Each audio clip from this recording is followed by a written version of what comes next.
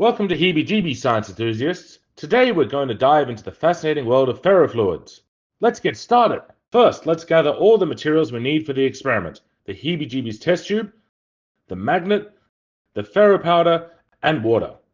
Pour up to 2 centimeters of the ferromagnetic powder into the test tube, then fill up with water. Seal it tight and give a gentle shake. And now it's time to have fun. When exposed to a magnetic field, these particles align themselves, creating a stunning display of fluid motion. It's like magic, isn't it? But here's the real science behind it. Iron particles in ferrofluids are coated with a surfactant, which allows them to suspend in a liquid. When a magnetic field is applied, the particles move in response to the magnetic forces, creating a mesmerizing effect we all love. So there you have it.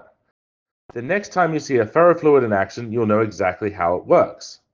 Thanks for joining us on this science adventure. Don't forget to follow and subscribe for more exciting experiments and explanations.